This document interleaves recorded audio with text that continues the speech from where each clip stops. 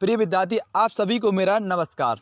आप देख रहे होंगे कि जो हाल ही में राजस्थान पुलिस कांस्टेबल के लिए भर्ती निकाली गई थी उसके बारे में, फिजिकल के बारे में हम थोड़ी सी चर्चा इसमें करेंगे। शारीरिक एवं मापदंड, जो कि शारीरिक मापदंड के बारे में चर्चा करेंगे। मापदंड: न्यूनतम ऊंचाई पुरुष, महिला और आदिम जाति के लिए, पुरुष से महिला के लिए अलग अलग, सबके लिए अलग अलग फिजिकल रखा गया है। पुरुष की बात करें तो पुरुष की ऊंचाई 168 सेंटीमीटर होनी चाहिए, महिलाओं की ऊंचाई 152 सेंटीमीटर। 12 जिले के शहरिया आदिम जाति के लिए 160 सेंटीमीटर पुरुष के लिए, 145 सेंटीमीटर 12 जिले की महिलाओं के लिए। और न्यूनतम सीना, पुरुष के लिए न्यूनतम सीना बिना फुलाए 81 सेंटीमीटर और फुलाए आपका 86 सेंटीमीटर होना चाहिए। सीना में महिलाओं के लिए किसी प्रकार का नाप नहीं रखा गया है। और पुरुष के लिए, जो कि आदिम 12 जिले के आदिम जाति के लिए 79 सेंटीमीटर सीना होना चाहिए। और इसमें वजन की बात करें तो उसमें वजन भी रखा गया है राजस्थान सरकार द्वारा। न्यूनतम वजन केवल महिलाओं के लिए लागू नहीं किया गया है, लागू महिलाओं के लिए किया गया है, पुरुष के लिए लागू नहीं किया गया है। महिलाओं का वजन 47 किलो 500 ग्राम होना चाहिए। और 12 जिले के सहनी आदिम जाति के लिए 160 सेंटीमीटर से लेकर ऊंचाई होनी चाहिए। 79 फुलाए सीना होना चाहिए और आपका वजन इसमें लागू नहीं किया गया है। और महिलाओं के लिए 43 किलो वजन होना चाहिए। सेकंड पॉइंट में बात करते हैं चिकित्सा मापदंड।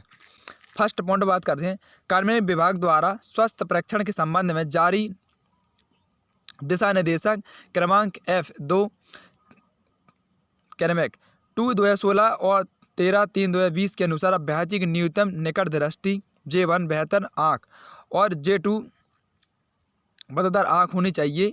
चश्मा पहनने जैसे सुधार के साथ या बिना सुधार के दोनों आँखों की न्यूनतम दृष्टि 6/6 बेहतर आँख 6/9 बेहतर आँख होनी चाहिए। अभ्यर्थी की मानसिक रूप से जागरूक, दृष्टि स्वस्थ वाला, सभी शारीरिक विकल्पों दोषी रोगों से मुक्त होना चाहिए। कि आपको किसी प्रकार का रोग नहीं होना चाहिए, इसमें बताया गया है। अभ्यर्थी के घुटने अभ्यर्थी के जो घुटने हैं आपस में नहीं टकराने चाहिए। नसें फूली होना चाहिए। और भैंकपन, रतौंधी, रंध्र दृष्टि दोष, हल्काकार फूलना और पैर समतल, सहनीय, सल्स प्रॉब्लम या कोई अन्य आकृति अंग भंग को कर्तव्य पालन में बाधक नहीं होनी चाहिए। एक पॉइंट पे फिर दोबारा बात करते हैं शारीरिक दक्षता परीक्षा के लिए निर्धारित मापदंड। समस्त अभ्यर्थियों को शारीरिक दक्षता परीक्षा में उत्तीर्ण होना चाहिए। आपको बता दें, जो इसमें दौड़ की जाएगी वो 5 किलोमीटर की दौड़ की जाएगी। कितना समय रखा गया है, पुरुष के लिए कितना समय दिया गया है, महिलाओं के लिए कितना समय दिया गया है, इसके बारे हम बताएंगे। पद का नाम कांस्टेबल सामान्य चालक बैंड। आपको मैंने पहले ही बताया था, कांस्टेबल सामान्य चालक जो बैंड आपका जो पद रहेगा, आपको इस पद पर नियुक्त किया जाएगा। पुरुष के लिए 25 मिनट में लेकर आपको, पुरुष को रनिंग के लिए 25 मिनट में आपको 5 किलोमीटर की दौड़ निकालनी होगी। महिलाओं के लिए 35 मिनट में 5 किलोमीटर की दौड़ निकालनी होगी। जो भूतपूर्व सैनिक हैं उनके लिए समय 30 मिनट रखा गया है। ट्राइबल सब प्लान क्षेत्र के अनुसूचित जाति अनुसूचित जनजाति के लिए 30 मिनट रखा गया है। नोट किया गया है कि फर्स्ट पॉइंट पर शारीरिक दक्षता परीक्षा में दौड़ हेतु केवल एक ही अवसर प्रदान किया जाएगा। आपकी जो रनिंग होगी, इसमें एक पॉइंट रखा गया है, आपकी जो रनिंग होगी वह केवल आपको इसमें रनिंग के लिए एक ही मौका दिया जाएगा, अन्यथा आपको किसी प्रकार का दोबारा मौका नहीं दिया जाएगा। निर्धारित समय विधि में यदि आप दौड़ पूर्ण करने वाले अभ्यर्थी को शारीरिक दक्षता परीक्षा पैट में अनुत्तीर्ण मानते हैं तो अभ्यर्थी की अग्रिम प्रक्रिया में सम्मिलित नहीं किया जाएगा। आपको दोबारा से किसी प्रक्रिया में आपको सम्मिलित नहीं किया जाएगा। शारीरिक मापतौल की बात करें, हम नापतौल की बात करें, शारीरिक दक्षता परीक्षा में सफल रहे अभ्यर्थियों को शारीरिक नापतौल परीक्षा में PST में सम्मिलित किया जाएगा।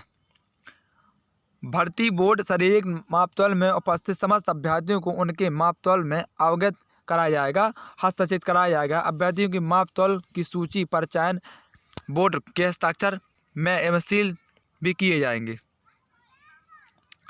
सर अपील की बात करें, अपील भी दिए गए है इसमें।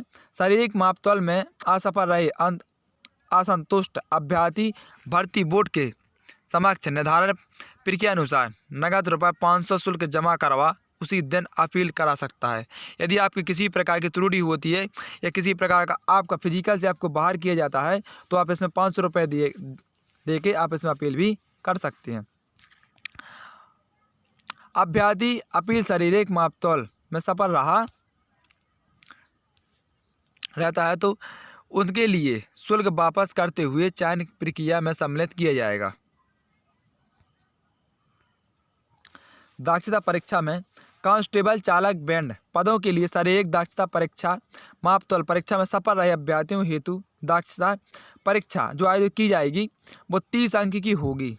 दक्षता परीक्षा उत्तीर्ण होने के लिए समान वर्ग, आर्थिक रूप से कमजोर वर्ग जो कमजोर वर्ग हैं, पिछड़ा वर्ग, अति पिछड़ा वर्ग के अभ्यर्थियों के लिए 40%, अनुसूचित जाति अनुसूचित जनजाति वर्ग के अभ्यर्थियों के लिए 36%, ट्राइबल सब प्लान क्षेत्र में स्थानीय सामान अनुसूचित जाति अनुसूचित जनजाति अभ्यर्थियों के लिए 30% एवं सैन्य अभ्यर्थियों के लिए 25% अंक प्राप्त करना अनिवार्य रहेगा। कांस्टेबल चालक पद के आवेदकों के पास 26 से 1 वर्ष पूर्व का बना हुआ स्थायी वैध ड्राइविंग लाइसेंस होना चाहिए, अन्यथा दक्षता परीक्षा में सम्मिलित नहीं किया जाएगा। यदि आप इसमें ड्राइवर के लिए अप्लाई करते हैं तो आपकी 1 वर्ष पूरा आपका ड्राइविंग लाइसेंस होना चाहिए, तब इसमें आप फॉर्म अप्लाई कर सकते हैं। आपको तभी आप फिजिकल के तौर पर निकल सकते हैं और तभी आप इसमें सिलेक्शन आपका किया जाएगा। विशेष योग्यता हेतु अंक भी निर्धारित किए गए हैं। आपके पास में किस प्रकार का प्रमाण पत्र होना चाहिए, सभी के लिए अलग अलग अंक निर्धारित किए गए हैं। एनसीसी सर्टिफिकेट की बात करें तो एनसीसी सर्टिफिकेट की बात भी रखा गया है। सी प्रमाण पत्र आपके लिए 10 अंक निर्धारित करेगा। बी प्रमाण पत्र आपके लिए 8 अंक प्रमाण करेगा और आपके पास यदि ए प्रमाण पत्र है तो आपको केवल 6 अंक ही दिए जाएंगे। सेवा अवधि की बात करें तो निरंतर में 3 वर्ष तक सेवा देने पर आपको 10 अंक दिए जाएंगे और होमगार्ड में निरंतर 2 वर्ष सेवा देने के लिए 8 अंक दिए जाएंगे। और केवल आप होमगार्ड में 1 वर्ष पद पर रहे हैं तो आपको 6 अंक दिए जाएंगे।